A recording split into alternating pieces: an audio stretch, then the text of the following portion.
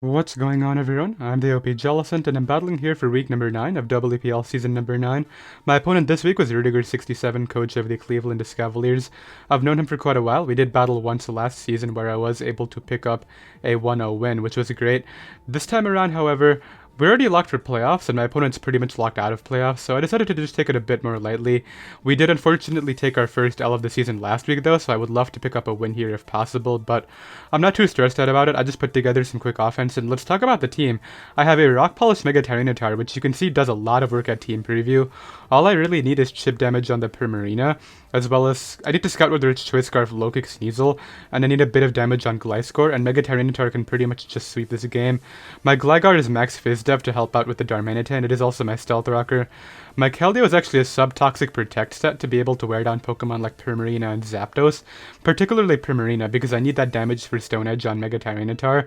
My Tornadus is Fizz Def to help out against Pokemon like Gliscor and Beedrill, and I also do have the Z move on it, being Flynium Z, and I carry Toxic to be able to hit the Zapdos and wear that down. My Reuniclus I believe was Assault Vest just as a Primarina pivot, and then my Gardevoir was Choice Scarf for speed control versus Pokemon like Mega Beedrill and Sneasel. So let's see what went down right here. I'm going to lead off with my Gligar, hoping to get early hazards. He does end up leading off with the Zapdos. Unfortunately, because I am very Fizz Def, HP Ice will be able to 2-hit KO me, and if he is offensive, it could actually OHKO me, so I do want to get out of here. I'm going to immediately pull a switch out into my Reuniclus, which does have knockoff. However, if he goes out into his Gliscor, I go immediately back into my Gligar just to be able to get my hazards up. He knocks off my Violite, which is a bit annoying against Darmanitan, but it's okay. Darmanitan isn't particularly stopping my win condition, especially with Rocks up. Here, unfortunately, he ends up bringing out Primarina as I go Keldeo. I was hoping what I could do is maybe get in Keldeo on the Gliscor that would just go for Earthquake, or maybe, I don't know, but he ends up going out into the Primarina, so obviously I cannot stand right here. I go out into my Reuniclus. After just cutting his move with Protect, I want to see what he's clicking right here. And based on the damage on Reuniclus, that tells me he is not a boosting item, so he's maybe Scarf or Assault Vest.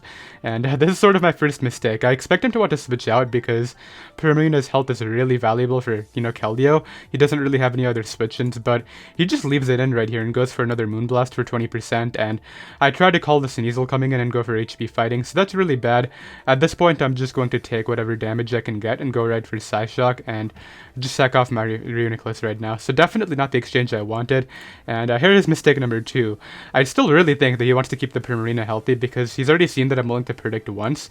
Maybe he'll expect me to make the safe play this time, so I go right for a Toxic this turn, as he just leaves it in again, and he'll be able to knock out my Tornadus with Ice Beam, so that's really bad, but my Rock Polish Mega Tyranitar still has a really good shot at winning this game, but just the fact that I was not able to get any of those plays correctly really hurts me right here. Of course, what I want to do right now is just bring in my Gardevoir and try to weaken this Pokemon. I believe I just go right for the Psyshock, and he just leaves it in this time, so I guess he was content with just sacking it, but now at least Keldeo has a really fun time against this team. Sneasel is going to hit the field right now. I of course don't want to stay in. Pursuit could have been a bit annoying, but I do get in my Keldeo for free. A crit Poison Jab comes out right here, but even with the poison, he isn't able to knock me out with the next one, so I guess it doesn't really matter. I can just go ahead and throw off a Surf, and if this thing was Choice Scarf, which obviously was Life Orb, my Tyranitar doesn't have to deal with it anymore, so that's really great. And at this point, all I really need is the damage on the Gliscor and the Rock Polish up, and I'm able to win this game, but I know for a fact that Gliscor cannot knock me out with any one hit, so I'm just going to leave in my Keldeo right here. Even though I know I could switch it out, it's really not worth switching in anything else. So I'm going to Toxic this right here as he just spams Roost until I die. And at this point, because I know my Mega Tyranitar can take a hit from the Gliscor, I'm going to go for the Rock Polish Sweep. What I will be able to do right here is Rock Polish up.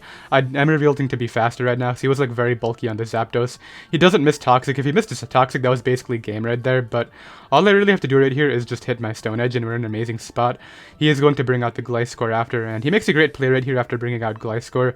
He will be scouting for the Ice Punch, or I guess just expecting it to Toxic Stall, and brings out the Darmanitan, and that's going to make it so that I really have to capitalize on Mega Tyranitar's turn, so I'm not going to overpredict, I'm just going to crunch this thing and knock it out, and Gliscor comes in at 76%. Now, he did send me his his Gliscor set after. This is a roll down the middle. I have literally a 50% chance of knocking him out from 76% with Ice Punch.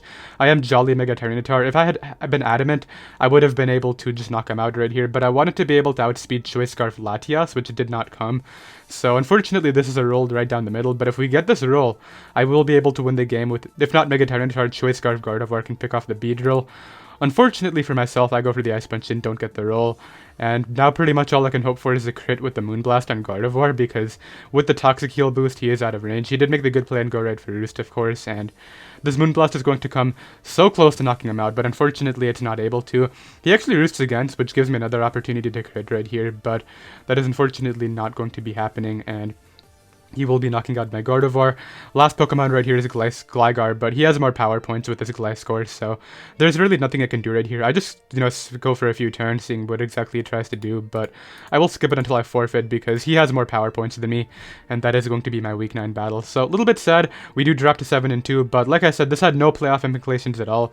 We were locked for playoffs, and we still are, and Rudiger is pretty much locked out of playoffs at this point. I think even with this win, he can't make it in, so that is going to be the game. A little bit tough, because I would love to pick up the 8th win, but it doesn't really matter to me very much. I was very busy during this time. I will try to pick up one more win though before the season ends, because I don't want to train wreck into playoffs and go 7-5 then lose. That would definitely not be the ideal scenario, but it was still a good game overall. I really thought that Mega Tyranitar had such a good matchup from Team Preview that there was no way I would lose, but unfortunately that roll right there, right down the middle with the Gliscor, really caught me off guard. He was really Fizz-Def. He had max HP and 220 defense, and that was what ultimately won him this game right here. So GG to him, and I'll see you guys next week. Later.